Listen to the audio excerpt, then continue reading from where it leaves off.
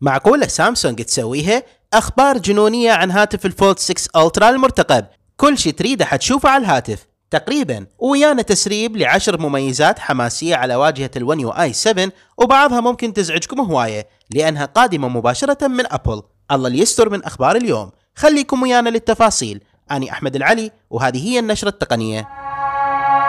السلام عليكم ورحمة الله، وتحية طيبة لكم أحبابي المتابعين الكرام. إذا فسامسونج كشفت مؤخرا عن هاتف الفولد 6، ولكن مثل ما تعرفون إنه الشركة تعمل حاليا على نسخة الفولد 6 ألترا أو الفولد 6 سليم، ما معروف الاسم بشكل مؤكد إلى الآن.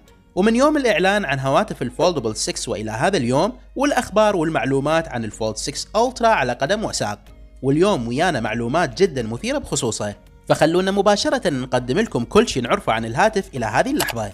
بداية انتشرت تسريبة من رولاند كوانت مفادها إنه سامسونج ممكن تكنسل، يعني تلغي هاتف الفولد 6 ألترا بسبب عدم قدرتها على مواجهة المد الصيني العنيف وهواتفهم الفولدبل ومواصفاتها العالية. لكن اتضح اليوم إنه هذا الكلام مو صحيح، وإنه الهاتف قيد الإعداد وحيتم إطلاقه بوقت لاحق هذه السنة.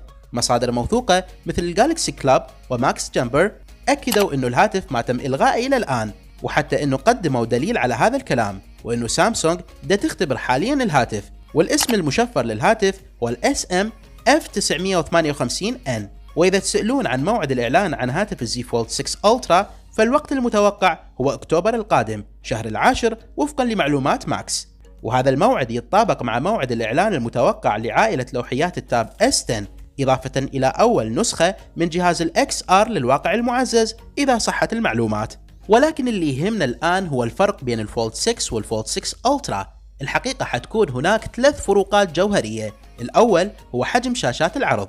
الفولد 6 ألترا قادم مع شاشة خارجية بحجم 6.5 إنش، وشاشة داخلية بقياس 8 إنش، واللي هو الشيء اللي لطالما طلبه محبي سلسلة الفولدبل من سامي.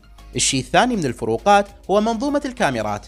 ماكس أكد إنه الكاميرات حتكون أفضل من الفولد 6 العادي، ولكن إلى الآن ماكو معلومات مؤكدة عنها وعن تفاصيلها. أما الفرق الجوهري الثالث فهو سمك الهاتف، وهنا الأمور تصير حماسية إلى أبعد الحدود، حيث وطبقا لتقرير جديد من وكالة أنباء كوريا الجنوبية The Korea Economic Daily، فهذه الأخيرة كشفت أنه نية سامسونج الحالية أن توصل سمك هواتف الفولدبل إلى نفس سمك هواتف سلسلة الإس، وأنه تيم را المدير التنفيذي بسامسونج طلب من المهندسين أن يسوون هواتف الفولدبل نحيفة أكثر ما يكون، تحديدا يريد الفولدبل تكون بنفس سمك الإس 24 بالمستقبل. والمعلومات الحالية تقول أنه الفولد 6 ألترا المزمع إطلاقه نهاية هذه السنة قادم بسمك 10 ملم فقط، وإذا بالفعل وصل الفولد لهذا السمك فهذا معناه خلصنا من أكبر مشكلة عالمية تواجه توسع هواتف الفولدبل من سامسونج وانتشارها. فال10 ملم للفولد 6 ألترا مقارنة بال12.1 ملم على الفولد 6 تعتبر فتشي كبير الصراحة، وخطوة كبيرة بالاتجاه الصحيح. الشيء الحماسي أكثر أنه بالمستقبل مثل ما ذكرنا يفترض بهواتف الفولدبل أن توصل لسمك 7.7 ملم فقط. وبنفس الوقت المصادر تأكد أنه الشركة تعمل على تقليل وزن هواتف الفولدبل أكثر وأكثر. فكل هذه الأخبار جدا رهيبة ومشجعة عن هاتف الفولد 6 ألترا، ولكن الشيء المخيب للآمال أنه هذا الهاتف حيتم إطلاقه فقط بكوريا الجنوبية والصين. على أي حال ماكو شيء أكيد، ونفر سي نفر، خلي يظهر الأول الهاتف للعالم وبعدها نشوف شنو اللي حيصير. خلوني أعرف آراءكم بكل هذه الأخبار الحماسية عن الفولد 6 ألترا القادم من سامسونج. إذا فويانا اليوم تسريبات كبيرة عن واجهة سامسونج القادمة الون يو اي 7، وخلوني أقول هنا إنه هذه الواجهة قادمة مع أكبر تغييرات وتطويرات بكل تاريخ الواجهة. خلونا نقدم أهم 10 تغييرات، والبداية مع الدايناميك آيلاند.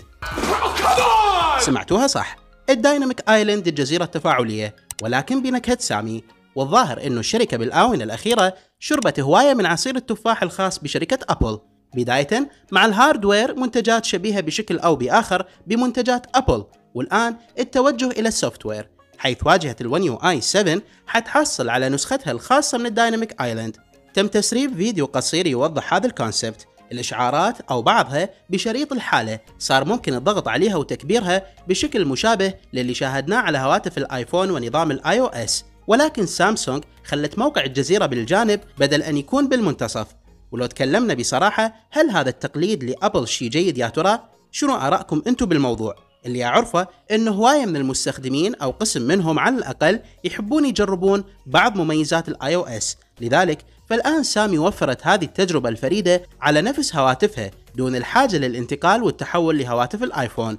هذه الحركة حتفرح الكثير، ولكن بنفس الوقت أعتقد حتزعل البعض اللي ما يحب حركات أبل على هواتف الأندرويد. الشيء التالي هو تركيز سامسونج على الإيكو سيستم الخاص بهم بمميزات مثل الاستمرارية، التنقل بين الأجهزة المختلفة ونقل المهام بصورة سريعة جدا وبمجرد إيماءات بسيطة، والاستمرار بالعمل على أي جهاز آخر وياك بشكل ولا أسرع. وهذا الشيء الاهتمام أكثر بالإيكو سيستم راح يخدم المستخدمين بشكل كبير ويحببهم أكثر بسامسونج ومنتجاتها المختلفة.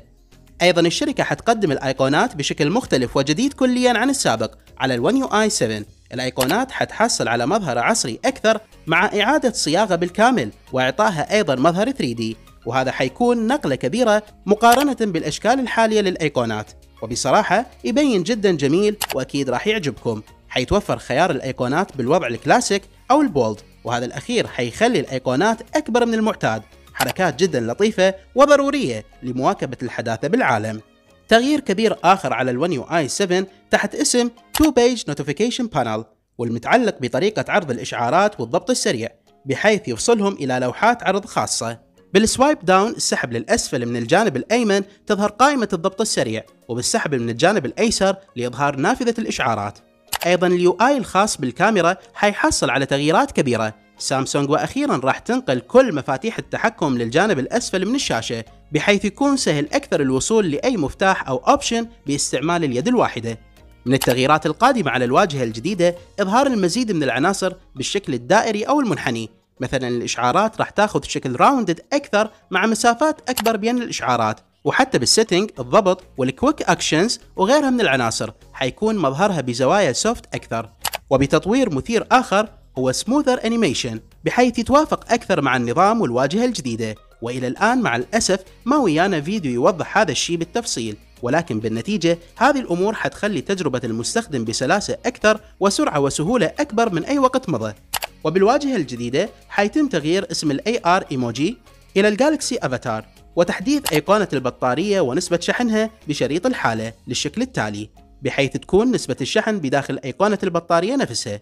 والشيء الأخير اللي ويانا هو أنه الون يو اي 7 حتقدم تضبيطات كبيرة لصالح الكاميرات خصوصا لهاتف ال S24 Ultra.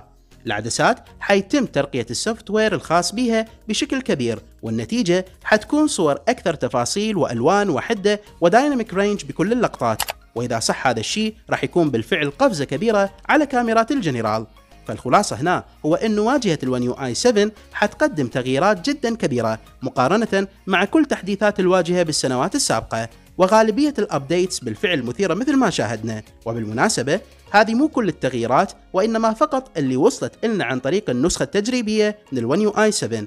أكيد حيكون هناك المزيد على النسخة النهائية، خليكم ويانا على طول حنقدم لكم كل شيء جديد عن واجهة سامسونج أول بأول. وخلص هذا كان كل شيء بفيديو اليوم. إذا عجبكم الفيديو لا تنسون تتركون بصمتكم بلايك عملاق وفعلوا وياكم جرس التنبيهات حتى تكونون ويانا على طول أول بأول مع كل الفيديوهات الجديدة اللي ننشرها. كان وياكم أخوكم أحمد العلي، شكرا لكم على حسن المتابعة، ونلتقي إن شاء الله بالفيديوهات القادمة. سلام.